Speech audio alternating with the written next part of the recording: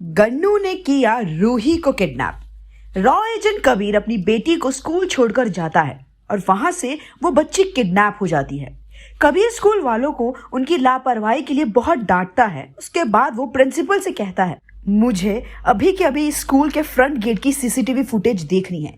School की principal Kabir को footage दिखाती है जिसमें वो देखता है कि रूही जैसे ही बस पर चढ़ने के लिए निकलती है, कोई ब्लैक जैकेट वाला आदमी उसे बुलाता है और गोदी लेकर उसे चला जाता है। कबीर हर एंगल से उस फुटेज को देख लेता है, लेकिन फिर भी उसे उस आदमी का चेहरा नहीं दिखता। तभी कबीर कुछ सोचने लगता है। उसे याद आता है कि कर्नल सुनील लुथरा ने उन्हें हकानी के अंडर में होने वाली महिला तस्करी के बारे में बताया था।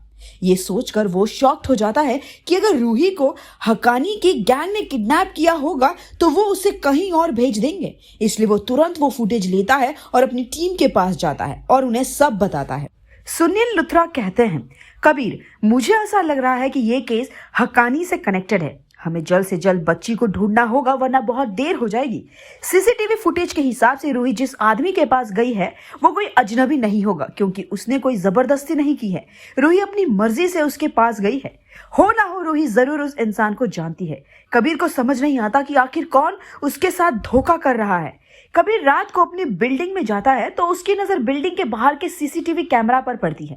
वो कंट्रोल रूम में जाता है और पिछले 2-3 दिन के रिकॉर्डिंग्स को चेक करता है तो वो देखता है कि वही ब्लैक जैकेट वाला आदमी कुछ दिन से रोज उसके घर के बाहर नजर आया है, लेकिन किसी में भी उसका फेस क्लियर नहीं आया था। पूरी रात कबीर उस आदमी के बारे में सोचता रहता है। अगले दिन जब वो चीफ से मिलने ऑफिस जाता है तो बाहर चाय की दुकान पर बाइक पर बैठा एक आदमी दिखता है। वो बिल्कुल उसी आदमी की तरह नजर आ रहा था जिसको सीसीटीवी फुटेज में देखा गया था। कबीर उसके पास जाता है, लेकिन कबीर को देखते ही वो आदमी बाइक शुरू करके भागने लगता है। कबीर उसका पीछा करता है। बहुत दूर तक जाने के बाद वो आदमी एक बिल्डिंग में घुस जाता है।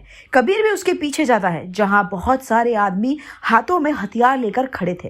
वो सब एक एक करके कबीर पर अटैक करना शुरू कर देते हैं। कबीर धीरे धीरे उन सबको मार देता है और फिर वो उस ब्लैक जैकेट वाले आदमी को पकड़ लेता है। उसके फेस से मास्क हटाने के बाद वो देखता है कि वो आदमी और कोई नहीं बल्कि उसका दोस्त वेद होता है।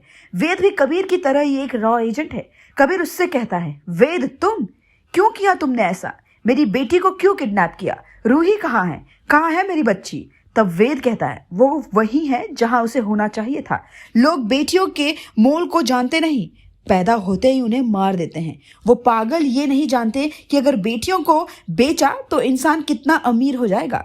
वेद की ऐसी बातें सुनते ही कबीर उससे मारने लगता है। तो क्या वेद कबीर को पूरी सच्चाई बताएगा? जानने के लिए देखिए हमारी अगली वीडियो।